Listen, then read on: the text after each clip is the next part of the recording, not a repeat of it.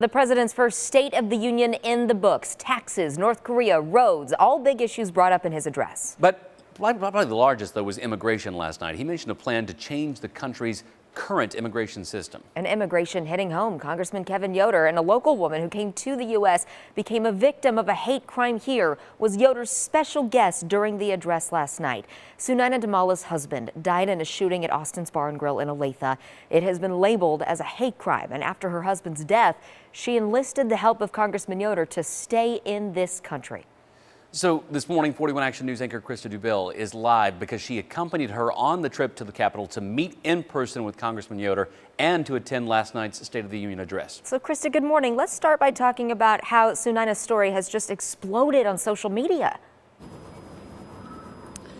Yeah, and even she wasn't prepared for that. Throughout the day, as things started to grow, we were documenting her every move. We saw her arriving at Congressman Yoder's office. He greeted her with a hug. The two sat down and had a conversation about sort of what to expect for the day. But as the day developed, she got more and more emotional thinking about the reach that her story was having, because she's doing this in honor of Shrinu. And so it started with Kevin Yoder's invitation to come to the State of the Union, and she was really excited, but she had a very full day yesterday, guys. Now, Krista, she obviously spent extensive time with Congressman Yoder, but he's not the only member of Congress that she had the opportunity to meet. That's right.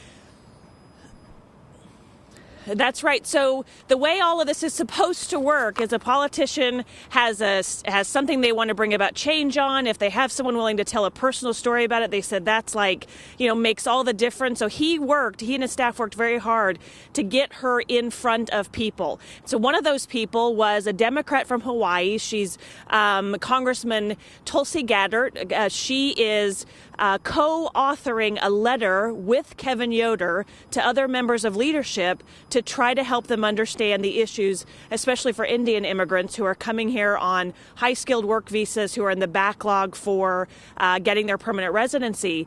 And then he also set up a meeting with Congressman Patrick McHenry. We went in and sat in his office. He sat and talked with her. He said, "I'm glad you're in this country. I'm glad you're trying to bring about change. America's better because you're here." And she was just growing more and more overwhelmed. I wouldn't say overwhelmed, because she handled it all with poise and grace, but you could tell the emotion was building throughout the day as she had all these experiences. Not to mention that brief meeting with the Speaker of the House, Paul Ryan. What was that like for her, and what's next for her? Yeah. That was the money moment, so to speak. So the others were great gets.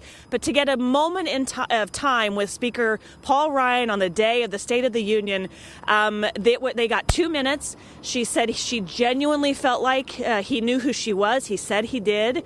He shook her hand very firmly. They had a chance to discuss the hate crime and what she's been through. And she was very moved by that brief moment with Speaker Ryan. And that was all because Congressman Kevin Yoder and his staff had worked so hard to get her in front of the right people. And then that's what happens, right? That's how politics works. Now it's elevated. Now it's getting all this momentum on Twitter. It became a moment, and Twitter actually put out a national story using many of our tweets following Sunayana's trip to D.C. and all the people she got to meet with. So you can easily find that on the internet this morning. Live in Washington, D.C., Krista Dubell, 41 Action News.